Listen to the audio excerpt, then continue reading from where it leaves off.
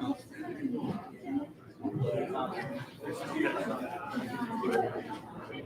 morning, everyone. I'd like to ask everyone to take a seat if you can find one. If not, we'll get some more in here.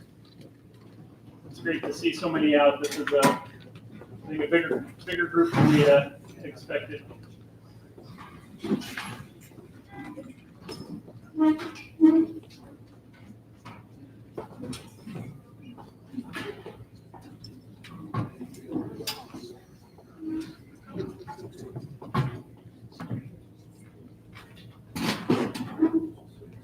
I guess if you don't have a seat right now, we'll get some before before we start to eat things. We'll go ahead and get started. I'd like to welcome everyone out to the memorial service for Zachery Blackburn. And like I said, it's good to see everyone. I'm Bishop Flanders. I'm Alex and Hannah's bishop, and we're happy to have you guys here with us. We're now going to have an opening prayer by Alex, and then we'll sing. If you have a program, the hymn is "Each Life That Touches Our for Good." So if you want to.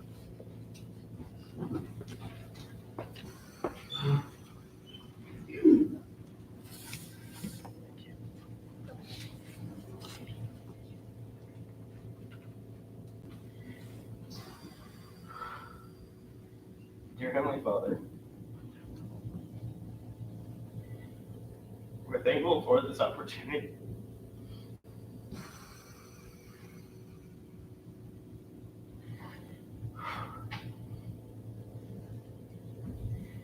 This opportunity that we have to celebrate Zach's life and to remember him.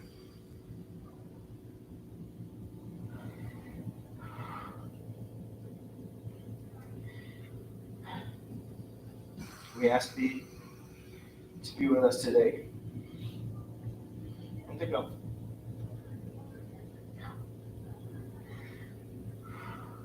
To comfort us.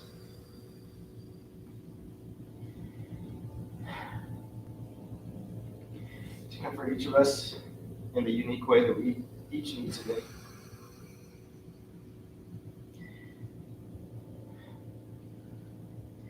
In the name of Jesus Christ, amen. Thank you, Alex. I don't know if we have accompaniment on the piano. We're singing a cappella.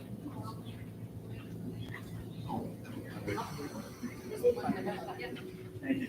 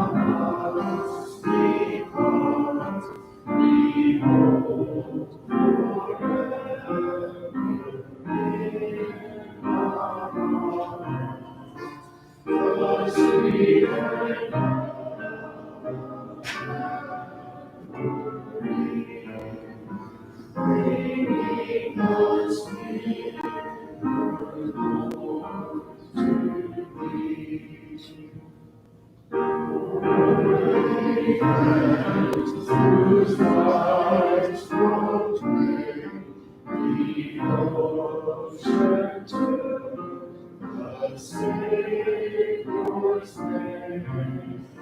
Through the stormy peace and love, we praise thy goodness, Lord above.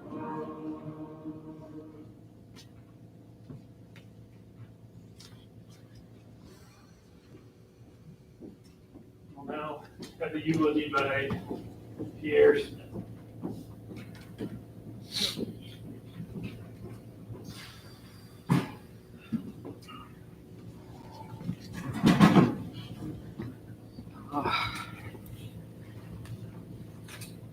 The instructions said to write out the eulogy.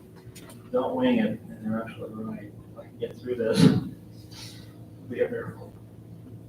Thank you for coming, for being here to celebrate the life of my grandson, Zachery. It means the world to me and my family to see so many people whose lives he touched. It's impossible to put into words the love I have for my grandson and the heartbreak I feel in losing him. He had a soul so full of love and a heart that radiated kindness. I realized he was smarter than me when at 5 years old, he would engage me in deep philosophical debates and win. Zach was born on November 30th, 2002 in Logan, Utah. He was my first grandchild and the only child of Thomas and Shannon. Shannon is my oldest daughter, both of whom are gone now. He has a sister and brother, Audrey and Kyle. He was about 1 year old when his father passed away, so he and Shannon moved in with me, and I became his surrogate father, a role I cherished. He called me Papa because he couldn't say Grandpa. I've been Papa ever since. Shannon met Caleb a little while later, and soon they were married. Caleb adopted Zach and gave him his name. A few days before the marriage, Caleb helped me move out of the house we were renting. I never saw someone so enthusiastic to help me. After Kyle was born, Zach would play with his little brother. They were very good together. And thank goodness they loved the mac and cheese I made for them. They used to love to take Zach and his siblings to Chuck E. Cheese for food fun games when they were small. The death of his mother affected Zachery greatly, though he did not speak about it often. I know he missed her. Over the years, we would all get together and play Mario Kart. He tried to teach me how to play, but I could never figure out which card it was. He would yell out, "Papa, you're doing so well." I just smiled. We also liked bumper cars. He loved to debate politics and philosophy, the very nature of the universe. If there was a talking point you were stuck on but could back it up with studies or articles, he would read the articles, and if it was convincing, he would even change his mind on occasion. He told me how much he appreciated the book, The Naked Communist by Cleon Skousen, that I had given him, because it helped him decide not to be a communist. We had real good discussions about that until that book. As he got older, he suffered many medical issues and other setbacks that caused him pain, great pain. Some very similar to his mother's. As you know, if someone you love is in pain, you are in pain. He never wanted to ask for help, though he often needed it. I remember seeing Tara take care of him after a particularly terrible seizure. She was so kind and gentle with him. I could see the love she had for him. And this is a Caleb memory he gave me. Zach's musical journey. This is great. When Zachery moved from elementary school to middle school, as a band nerd, it was time for him to learn an instrument. As a brass player myself, I couldn't allow any woodwinds and his middle school in Eagle Mountain, all beginning brass players started with trumpet as their first year. Upon learning this, Zachery threw a fit. He didn't want to learn to play an instrument. He went on for quite a while about how learning to play an instrument would torpedo his social life. He also hated the idea of playing the trumpet. He begged to play almost anything else, but I wanted him to learn a brass instrument instead of a woodwind for sanity. Any parent who can make it through the squeaks of beginning woodwind has my admiration. So he started with trumpet and really loved it. Then we moved to Syracuse. He comes home the first day of classes and says we don't have any tubas, so I want to play the tuba now. He said he'd keep playing the trumpet on his own, but the band needed tuba. I said, okay, and he brought home a tuba the next day as big as him. I was a little worried that he would start over with a new instrument just when he was getting to the point with the trumpet that his practice wasn't causing headaches to listen to, but he was determined and picked it up quickly. The next year he joined the jazz band with trumpet. I still played the tuba in the advanced band. I drove to school at 7 a.m. to accommodate. When he moved to high school, jazz band started at 6 a.m. The first day he came home and says, guess what? I'm going to play trombone. What? Trombone is your best instrument. But you switched to tuba. And now trombone? I was worried that he was giving up time he could be using with his preferred instrument for the sake of the band. But Zachery wanted to help out. That's what he was. He wanted to help the jazz band. So a genius trumpet player spent high school playing tuba and trombone. So of course, he manages to get himself a music scholarship playing trumpet. Apparently, he was the only person to play 2 brass instruments at once during his audition at Snow College. I was so proud of him. I'm sure he's found a new place to put his trumpet skills.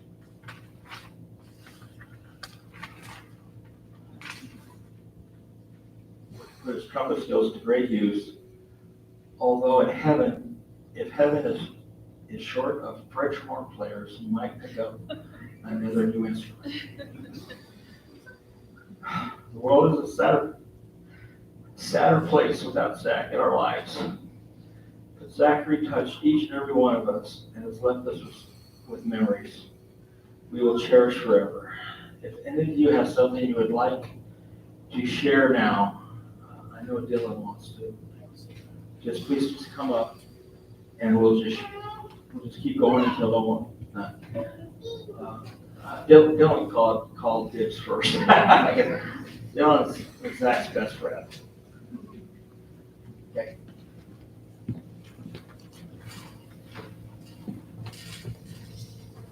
Good morning, everybody. Sorry, I gotta get my stuff out here.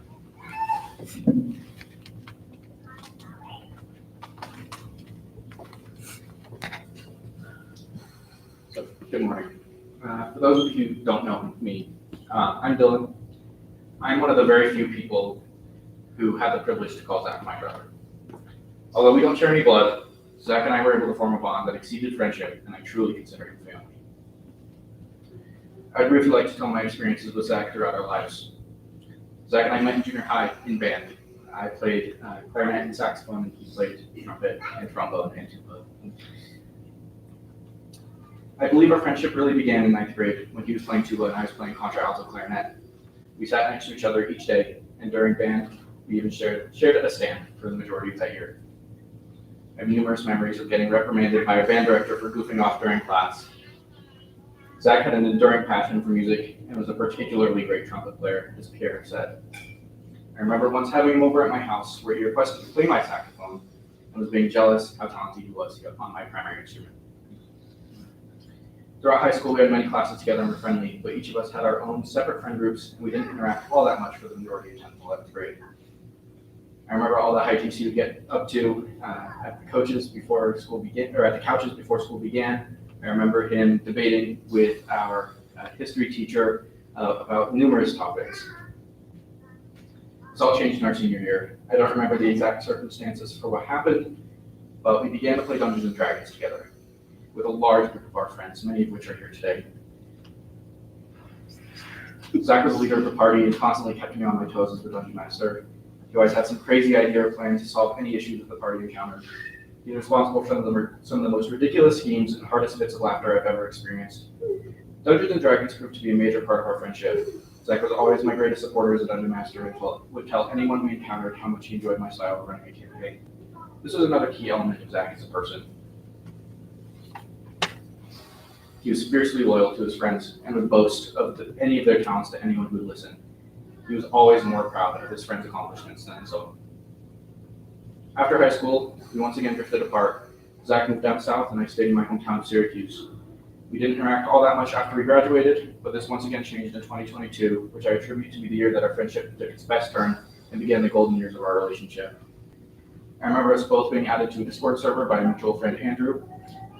We both began to play video game Valorant and began playing together on a daily basis. Zach had a passion for video games and refused to be anything but the best at whichever game he was focused at the time.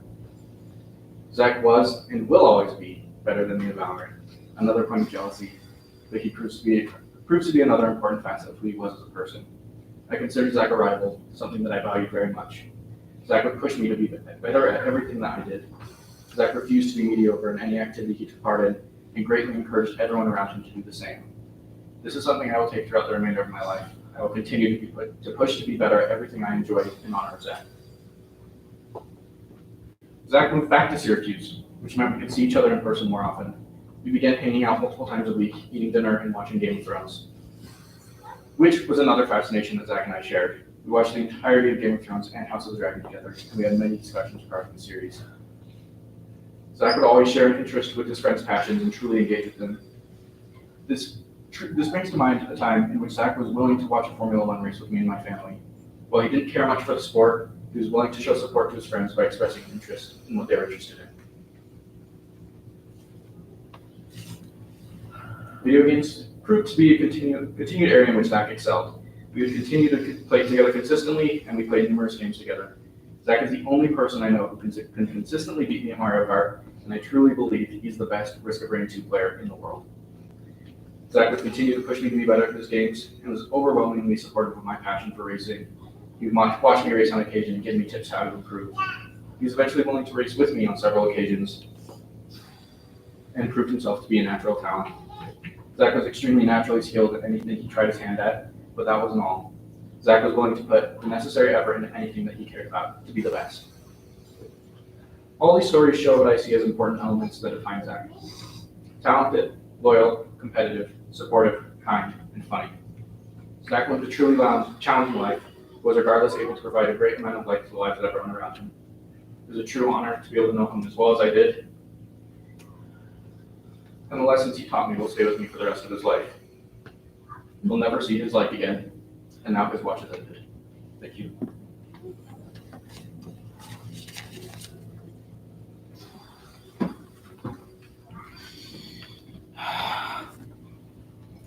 Hello, everyone. I don't have anything written out, so I'm sorry if I go off on a bit of a tangent. I don't know. I just feel like I have to say something. Zach was my brother. He was my first friend and the oldest friend. And for many times throughout our childhood, he was the only friend I had. We grew up together. I saw him every day. We tried so many things. He was always better than me at everything we did. Since he was so competitive, I was often his test drive for his new competitive obsession, where he'd come and he'd kick my butt really hard for every day, so that when he went to go to his friends, he definitely had the right strategy going.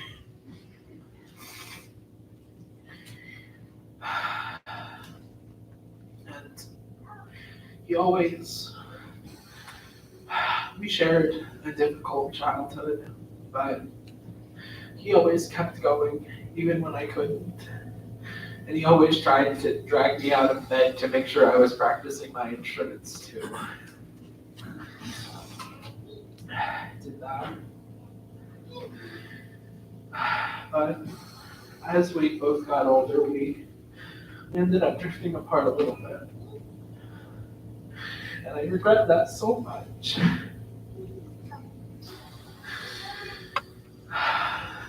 Because I miss him. I missed him before, and I miss him now. And we had disagreements, and when I told him who I truly was inside, he didn't react well. And he said cool things. But I just want him to know that I forgive him. It's okay. I know that I'm gonna keep going. And I hope that he can see me.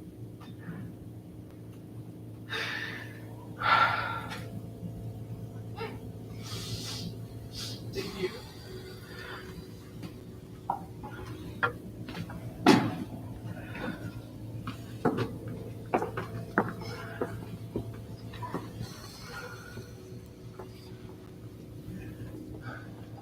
So, for those of you who don't know me very well, I'm Caleb, I'm Zach's dad. First time I met Zach, I had made a date to meet his mother in the living room of their home to decide whether or not it was worthwhile for us to go on an actual date. And while we were in the middle of our interview, it was kind of the way Shannon was conducting it, was an interview to see if I was that guy that she wanted to date or if she was going to be wasting her time. So in comes Zach, it's a little less than 2 at the time, in nothing but a diaper. And he grabs the torch lamp that was right next to my chair and starts trying to slam it on the ground. And I caught the torch lamp and I looked him in the eye and I said, no. And he ran away crying. And Shannon gave me the iciest stare that I've ever received from anyone in my life. The interview ended immediately. And I never thought that I would see Shannon or Zach again. Absolutely no clue. And all of a sudden one day on a Saturday, out of the blue, I get a phone call. This is about 3 weeks after the interview. And she says, I'm going to the dinosaur museum with Zach and I need somebody to take him with me. Do you have time? I'm like, do I have time? Okay. Sure. First date to the dinosaur museum with less than 2-year-old. I was 21 at the time, just before I turned 22. However, we had a great time. We really hit it off at the dinosaur museum, and then afterwards, we dropped him off with his grandpa, and she decided that we ought to have an adult dinner, to have part of the first date childless. And I totally geeked out while I was doing that, embarrassed the heck out of myself, after which we went to see a movie where she fell asleep. And I've loved him ever since. And I babysat him several different times before we were even engaged, Shannon and I. We had fun. I decided that since she called me last minute one time to babysit, she was going to a friend's bridal shower, and I guess her previous help had something else that needed to be done. And so I said, you know what? That's fine. And he and I watched Rocky together. And so she came home and he's there, giving his left and right. She's like, what did you do? And I said, well, we watched Rocky. She said, why did you do that? He's going to be punching everything for forever now. And he's like, no, all you got to tell him is the round is ended. And he'll be fine. And he was. I remember singing to him while he was falling asleep with his Zachery smoke on because he had some asthma issues at the time. And I remember when Shannon and I were sitting on the couch just talking about what futures could look like. And by the time we planned the adoption, I figured that I'd better propose or things were going to get awkward. And so I did, and I had to check myself because I wanted to make sure that, I wanted the whole package because I was so excited to be Zach's dad. I really was. And then we had Briar because we wanted to make sure that he never felt like he was anything but family. And we wanted him to have a friend. And they had a wonderful relationship growing up, and that's a decision I'll never, ever regret.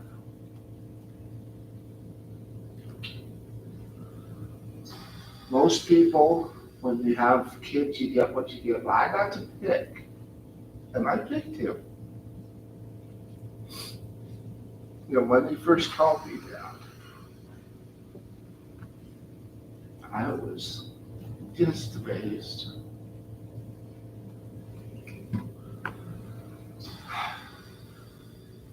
He was so engaging with everyone that he met. He managed to take a band nerd and somehow make it cool. He was followed around in junior high and high school by this group of girls who would occasionally tackle him and tattoo him with marker all up and down his arms. He'd come home and he's like, hey, what happened to you? And he's like, well, my friends decided they were gonna sign my yearbook, but I didn't have a yearbook, and so they signed my shirt and my arms instead. It took like a week for him to get it all off, and it really wanted to stay. I remember teaching him how to play chess at 5 years old, so he could play chess with Grandpa, and he loved chess. I mean, loved chess. Can you bring up what he did to me with chess? Oh, he would wake up right in the middle of the night to play chess. Or early in the morning before he had to go and be at school at 7. So he'd wake right up like 5 or 6 in the morning. He was a morning person through school. We got in trouble because he used to walk to elementary school back when we were in Provo, and he'd show up at like 6 in the morning and school wouldn't even be open, and there's snow on the ground. And we're like, why are you there so early? We had to tell him why he's not allowed to go that early in the morning. So, but I mean, chess, he started beating me about age 10. And after that, our roles kind of switched. Because instead of me winning most matches and him winning one or two, it kind of flipped. And it's like occasionally I could distract him enough during a match to where I could sneak something in that he wasn't expecting and manage a win. But it was really hard there towards the end because he would stay up nights watching chess videos online of matches. And his ability with music. I even found out that he had a saxophone that he secretly bought while he was in high school and hid from me because he knew my distaste for saxophones and woodwinds. And so he hid it, and I didn't know he had it until after he moved out when we were moving his stuff. And there's a saxophone. I was like, did your friend forget his saxophone? He's like, oh no, that one's mine. You didn't find out until he was moving out? I didn't find out that he was moving out. It was a big secret. Nobody knew except, well, apparently everybody knew but me. But You practice that thing all the time. well, he didn't practice it when I was home. Explain. But yeah, that was part of his rebellion. Is the saxophone, you know.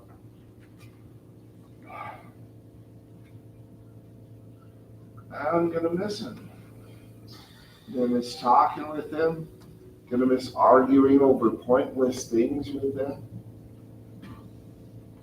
Gosh, some of the things that I used to start little funny arguments when he was small, you know, talking about there was a blue raspberry drink that I liked, and he asked me what flavor it was, and I told him it was blue. And he said, well, how does that work? He was like, well, if you want apple juice, you squeeze the apples and get the juice. So I take the color blue, squeeze, you get the juice. He argued with me for like a week over that. He's very adamant at age 5 that he could not get blue juice like that. So, anyways, I'm going to go ahead and wrap things up so other people can share memories. But he was one of the great joys in my life, and I'll never forget him. And I'll see him again in 40 to 60 years.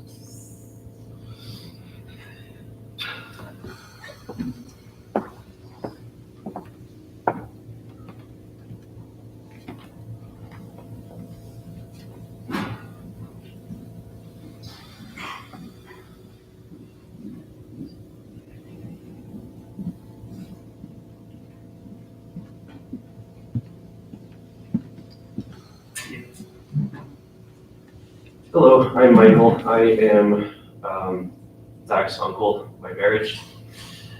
I just wanted to quickly share a few fun little things that will help me remember Zach, help me keep him with me. Sabrina and I would visit the kids in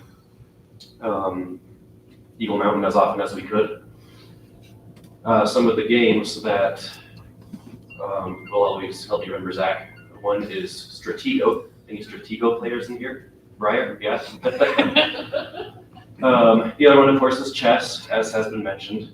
I am not very good at either of those games, but I'll pick them up and start practicing in Zach's honor. Zach's method of competition is not very conducive to other people learning the thing. Fair enough. Of course, there's video games. Mario Kart was the activity of choice ever since I knew Zach. When you are as good at something as Zach was at Mario Kart, when you're that little, you're not very humble about it. So he wasn't very humble. He would almost always get first place and brag about it. I just thought it was so annoying. After I graduated college, I didn't have a job lined up right away. So in between applying for jobs, I would stay up too late playing Mario Kart for the Wii at the time. And after about a week of this, I just told Sabrina, next time I play Mario Kart with Zach, I am going to kick his butt. It is going to be awesome. And Sabrina just had to turn to me and say, Michael, he's 12. It's like, yeah, you're right. A few years later, I told Zach that story, and it was always something we could laugh about. A couple months ago, I saw him doing time trials on Mario Kart. And it's like, what is the point of that? You already have been first place every time. But then he showed us how he got like top 10 or top 20 or something like that in the world. So to Dylan's point, he just wanted to be the best at everything that he could, which was awesome. He landed a job, my understanding. He was going to coach people how to be better at video games. I'm amazed there's a market for that, and I'm amazed that he broke into it. Well, one last thing. He loved pickled jalapenos, and he loved a glass of milk with every meal. I like pickled jalapenos. I haven't had a glass of milk with my meal in probably 20 years, but at the potato bar, I'll be eating Zach style, jalapenos and a glass of milk. Everyone else is invited to do that too.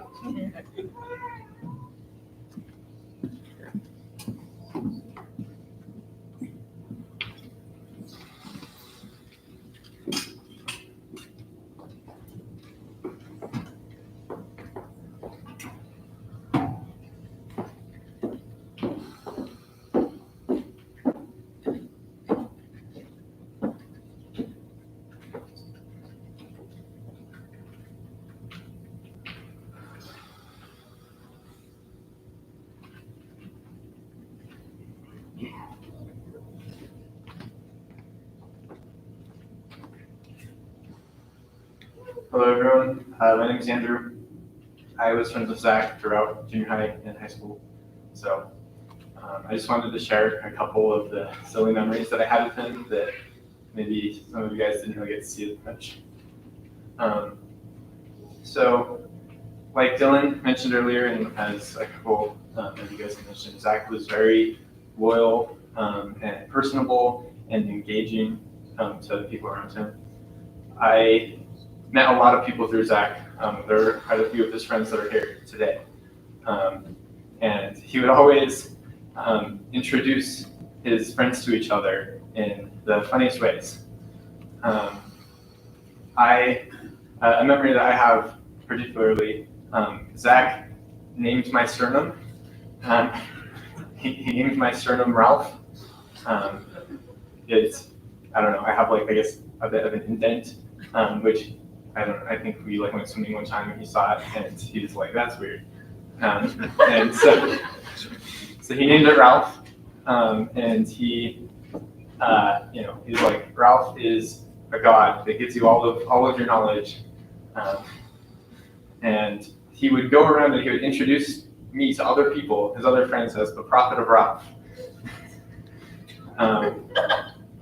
And that is how I met a lot of friends through Zach. I was known to them as the prophet of Ralph. A couple other things. When I was in high school, I spent a lot of time on my schoolwork. I took AP Calculus my junior year, and Zach and Savannah, they would show up to my house without giving me any warning.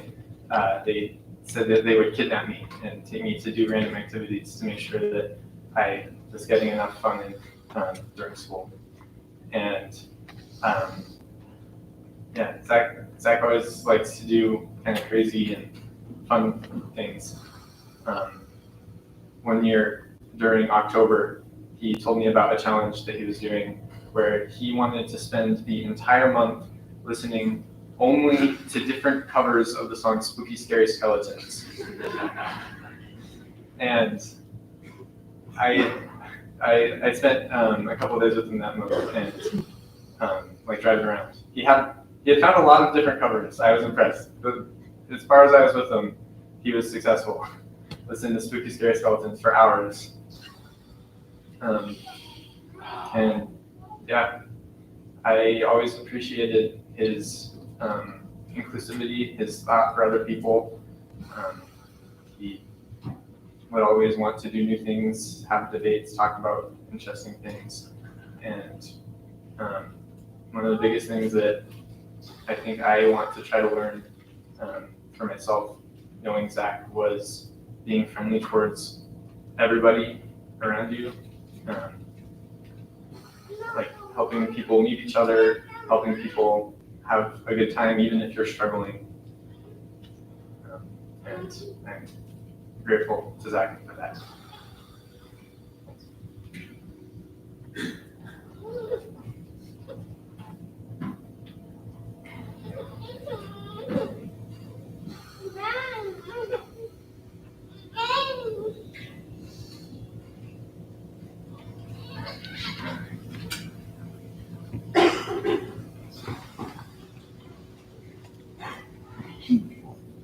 My name's Katie, and me and Zach were friends throughout junior high and high school. He was a really good friend. One of my fondest memories was actually chess with Zach. One of the funny things about him is he was always willing to play, no matter if it was during the band class or if it was during lunch. We would just play on this app. But then, every once in a while, if we could find a board, we would play actual chess. And he would win every time. But it never stopped me from wanting to play. And he was always very friendly. And at one point, I expressed interest in joining the chess club. And immediately the next day, we were both in chess club. And I got second place in a tournament. And I guess you know who got first place. But it was really fun. And he was a really good friend. I'm trying not to cry. But one of the other things, one of the fond memories I had with Zach is, I think he got this a lot, but I would test his color blindness. So I would point at random things, be like, okay, what's that color? And he would guess it right sometimes, not all the time, but he was very supportive, and he was a very good friend. Thank you. I'm Brooklyn, and on the point of testing color blindness, I have this Google Photos album I put together, and I was trying to find all of the random pictures I have of Zach, and one of them is just on a black counter. There's a bunch of Skittles and M&Ms, and they're like half sorted by color, because I told him before I would sort them by color for our chemistry assignment that he had to try his best, and then I would fix it. I had a very unique relationship with Zach. I met him at a ward activity in Syracuse. I was visiting with my cousin, and him and I hit it off, and we started talking nonstop through Instagram. And he found out I was going to go to my Boundary High School of Clearfield High, and he did not agree with that. And we argued about whether or not I should go through with putting in a variance to go to Syracuse High. And he said, do it for the guy you met last week. And I did. And that changed my life so much. I ask a lot of get to know you questions, always have. And I asked him when we first met, do you regret anything? He said, I can't think I do. I'm weird. See, I'm special. The quotations made a difference. I said, you're special because you're different from most people. And we were talking, and he said, what's done is done. There's no point in regret. And there were not a lot of things he regretted, and I always thought that was weird. But as time has gone on, I've come to respect that so much. He didn't regret bringing 2 trumpets and playing them a third apart during his college audition. I was there. I recorded it for him because he really needed that recorded. He didn't care it was out of tune, and the professor was just awestruck that someone could do that and would show up, and that was their highlight of their audition. He practiced that so much. He practiced a lot. He would tell me when he was hitting new instruments, we would talk about it because I also did that. I've got a lot of instruments. There's lots and lots that can be said about Zach, but funny guy who would go the first time he met you, he would show you his hand, rub it against you, and tell you that you were going to get the calluses all over your hands and the cracks and leprosy sometimes. And then he'd laugh and say, "No, this isn't contagious." We'll miss him. Everyone will.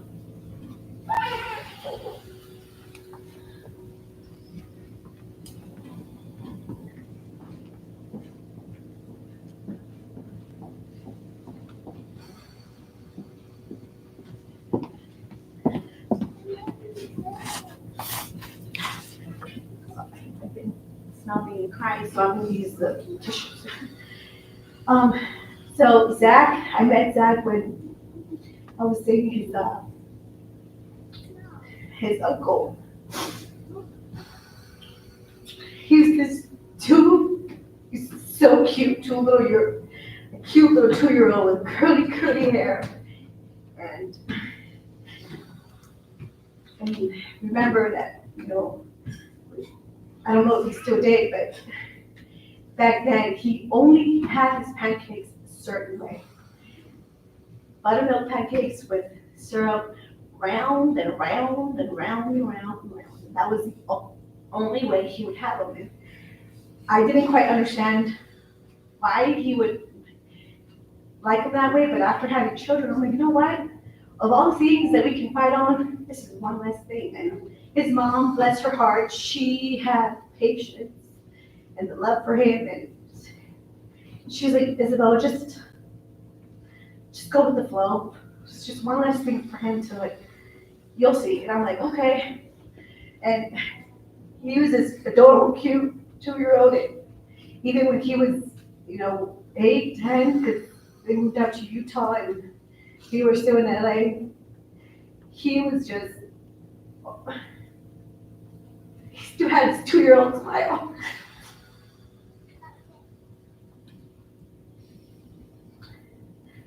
His face was still that same round and curly hair, and he went through different stages of, combing it and stuff. And the last few months that we saw him, and before he got married to Tara, he was lifting weights, and I'm like, wow, that's impressive. You're lifting weights, and you're actually looking a lot more, less, because he was young, 18, 19. He said, yeah, I got to start looking my age. And I'm like, well, yeah, I guess, yeah, you are looking more manly, and that's the word I should use to him. He was just like, thank you. he really did. He really, because, growing up, he said he was always the smallest, tiniest, and he's like, yeah, now I can see that I got to put in the work to get those muscles. But after hearing all you guys, I can't believe how full of a person he was when he would come do pit stops in Las Vegas with Tara and stuff. He never boasted or showed off about how he got a full ride scholarship or how he was the most amazing trumpet player, how he played all these instruments. I'm baffled that he was just, I can see the humility in him now. Walking barefoot, who cares? If you don't have any shoes, he said, I can just wash my feet. Now it's all coming together that he was just this humble, young soul. And he never really wanted to put anybody down. And remember, he would always come and say, no, Kitty, your home is just fine. You're letting us stay here with short notice. You're just fine. He did inspire my kids to play chess after losing. They were like, wow, we want to be as good as his dad can teach us, but I had no idea. I was like, yeah, sure, we'll get whatever we can, practice with Grandpa Don, because Grandpa Don is up next. He also plays chess. And it was an ordeal to learn to play chess like cousin Zach. And when they get older, they said also they're gonna miss his horse rides. He was always up to making a child feel happy. Oh, and food. He loved food, even though he struggled with eating. But for some reason, I found it very odd that, I don't know if he still did at the end of his life, but he liked spicy ramen with hardly any broth. Like, the way he cooked it in my house, I'm like, the broth is the best part. No, just drains everything, opens the packet, and starts mixing the broth. And I'm like, for somebody that has esophagus problems, you sure are not. He said, no, a glass of milk fixes everything. And I'm like, oh, that's the secret. But he was definitely a charming boy, and we will honor him. My family and I will honor him by remembering all the good that he shared with us, and eating ramen at dinner. Thank you.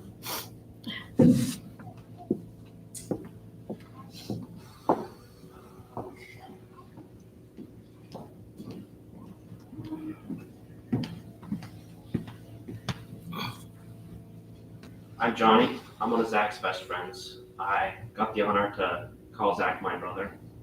And I remember when I first met Zach, I met him through Tara at home night. And the first day I saw him, I was like, this is the person that I want to be my best friend and brother. And so ever since then, we started hanging out and playing games. I remember when I went into online school, we used to play Elden Ring pretty much all night. And we played that almost every day. And it's still one of my greatest memories that I remember.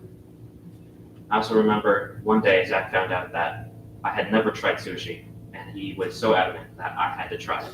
And so he told me, I'm coming to get you, we're gonna go eat. And so we went over at ramen and sushi. I remember one day when I was hanging out with Zach, he got out the ×3 spice bulldog ramen. I tried a bite, and after chewing for a little bit, I realized that it was really hot, and I had to really chew fast to finish it off. But Zach, he had to finish the whole bowl. He couldn't throw it in the trash. No, he had to finish the entire thing. And so even though he was obviously in pain from eating probably the spiciest ramen he's ever had, he finished the entire bowl. And of course, he had his glass of milk with it, which did not help. I remember he also got me into a bunch of games. That one game, Valorant, I'd only played once, but I didn't quite understand how to play it, and so I gave up and pretty much quit it. And then he decided that he was going to teach me how to play it. Still one of my greatest times that I've ever had. I remember usually when we would play Elden Ring, I have a good sense of hearing, and Tara would be watching shows at night. And so I would have the fun time of listening to the show with Tara while I was playing with Zach. And I had this fun game where I'd guess the show that she was watching based on what I heard. And I remember one time, after joking about it, we were talking about how one of the times I guessed about her watching Moana. And then I joked about her watching Moana, and he's like, no. Tara, what are you watching? She said, I just clicked on Moana. And he's like, no, you did not just know what Tara was watching. And I was like, I'm just like that, I guess.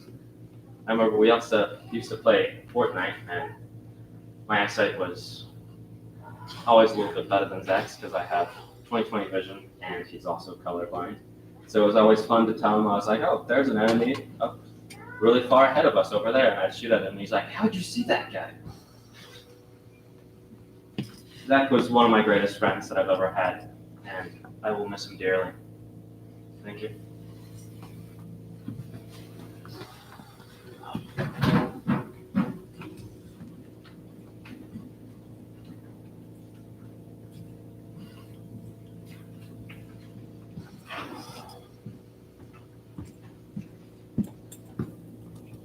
I'll try to keep this a little brief because if I cry, I won't be able to talk. Zach was my best friend. He practically grew up at my house in middle school. He'd come over after school almost every day and we'd play Cuphead. And we'd say like, okay, we've only got 2 hours. I've got to go home. But then we'd fail a level and he'd be like, but one more time. And we'd do that for four more hours and he'd get home late. But I moved in with Zach and Tara about 2 years ago. And some of my best memories are from that. From watching Game of Thrones with Dylan to just playing games, sitting around, watching videos, just talking. It was something I won't forget. And I'll miss him a lot. Thank you.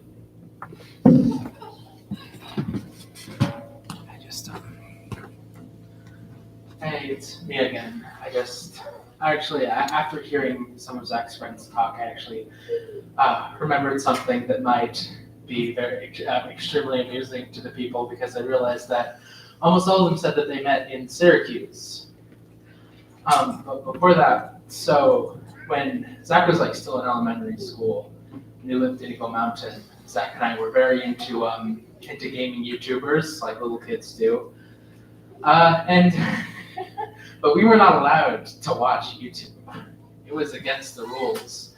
But I remember that there was a summer, I think it was like 2016, and essentially my parents slept in a lot, so we'd get up really early every morning, and we'd go onto my dad's Mac, and we would be watching YouTube for like hours before it even started. And it got to the point where he wanted to make his own YouTube channel and be a gaming YouTuber. So if you go on YouTube and search TED.epic, 3 different words, there exists a gaming channel by a 13-year-old Zach with baby squeaker voice in every video. I am also in one of the videos. One of the videos is mine, but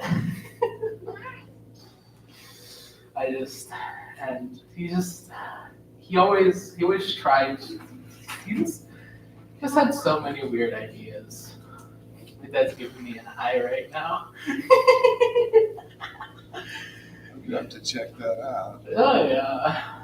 I don't think you still have that Mac. But another thing is that in like junior high and high school, he had a collection of DVDs of B-Movie with Jerry Seinfeld. I think his friends should definitely know about that because he got them for the explicit purpose of getting a stockpile and then giving them to random people.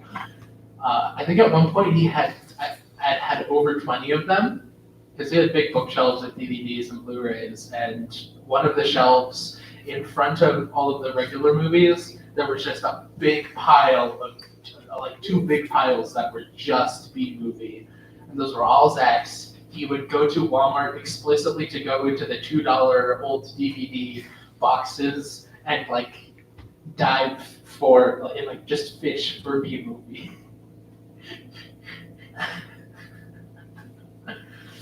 It was always. And I also remember he really liked to prank his middle school band director that became my middle school band director, Mr. Poulter.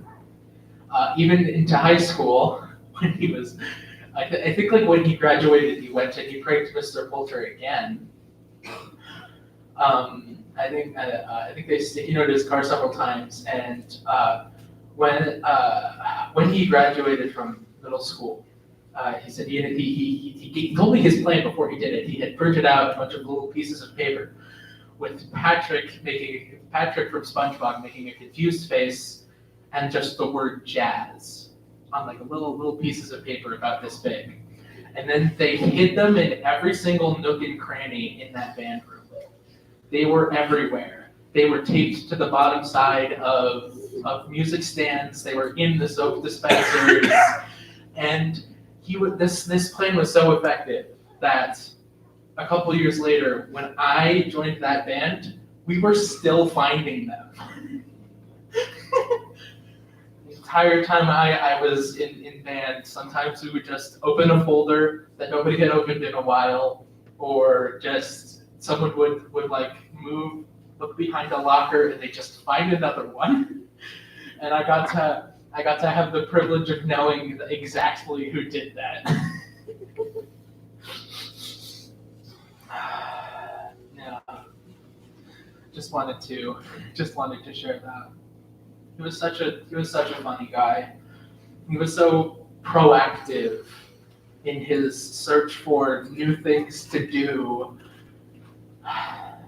And I'm going to miss trying new things with him. Thank you.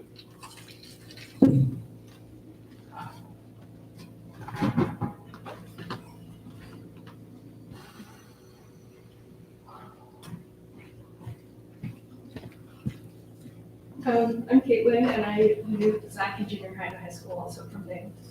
I don't feel like I was ever really close enough friends to like deserve to be up here, but I do have a specific memory that I think I would regret if I never got to share it with anyone else, especially the people that loved him the most.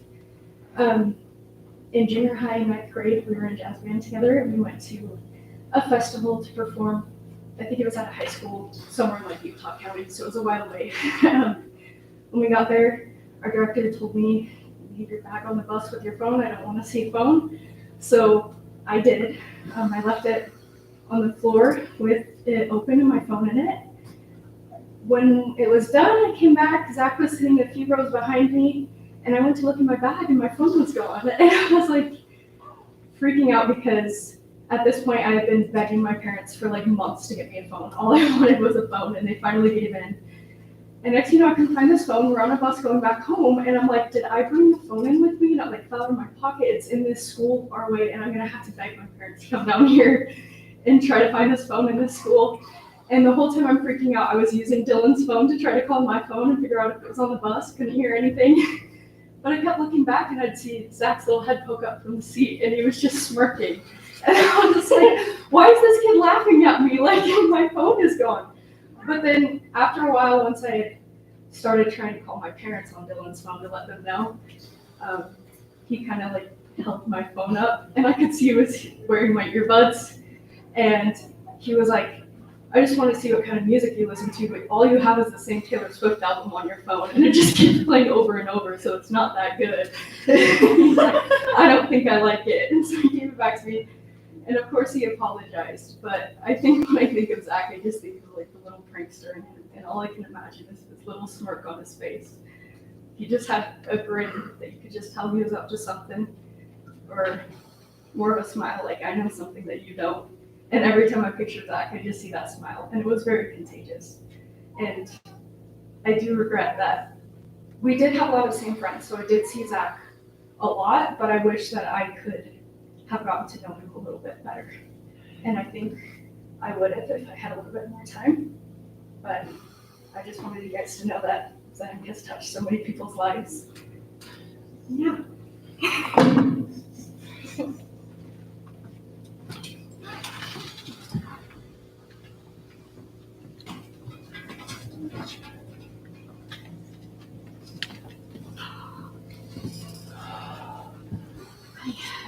I don't know how good I'm gonna do with this, but I'm Celeste. I'm Zach's aunt.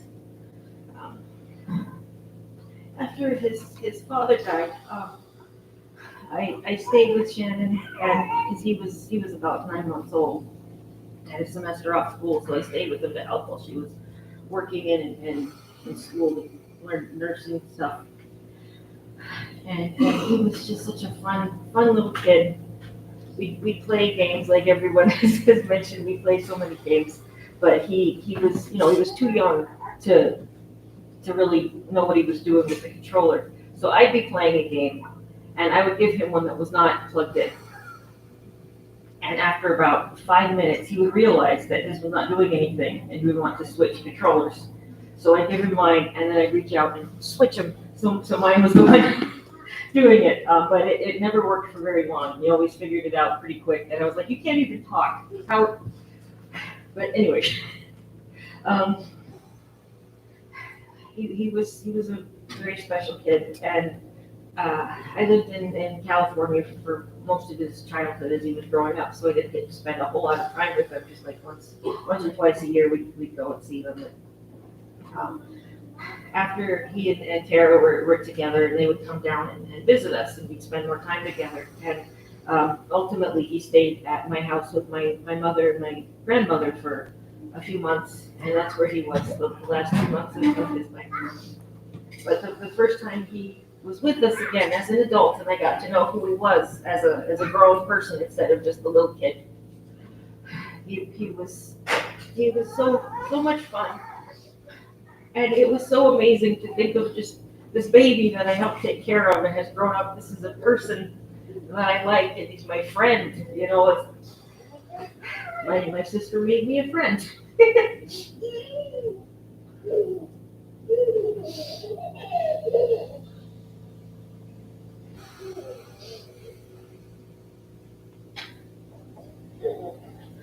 I'm very glad that so many people are here. It's wonderful to know that there is so much love for him. Because I know that he loved everyone. Everyone he met, he was always so excited and friendly. But earlier this year, we had to evacuate our home during the fires in California. And he was with us at the time. And it was, I'm disabled, and my mom is as well, and my grandmother's in her 80s, so we were having a lot of trouble with getting things together so we could leave and catching all our pets. And he was so much help. Made sure that we always had gas for the generator, and anything that I needed him to do, he would just pop up and do it. And I don't know what I'm gonna do without him. Thank you.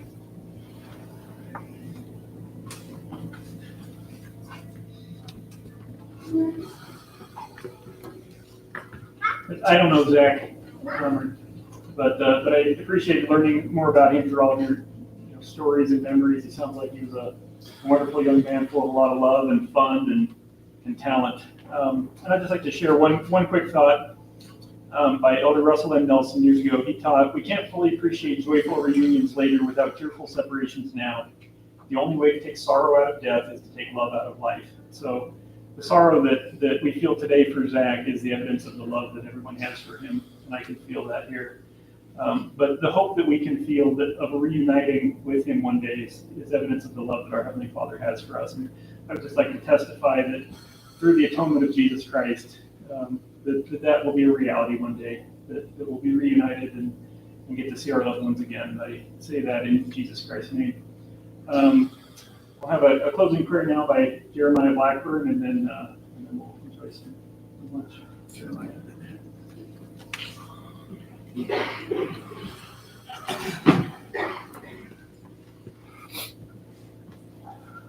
Heavenly Father, thank you for our many blessings and for the family that we have to spend time with, for the opportunity that we have to meet and share our love for Zach. We ask you to bless us with the Spirit to comfort us and guide our actions and help us to honor Zach's memory and improve the lives of people around us. It's these things in the name of Jesus Christ. Amen.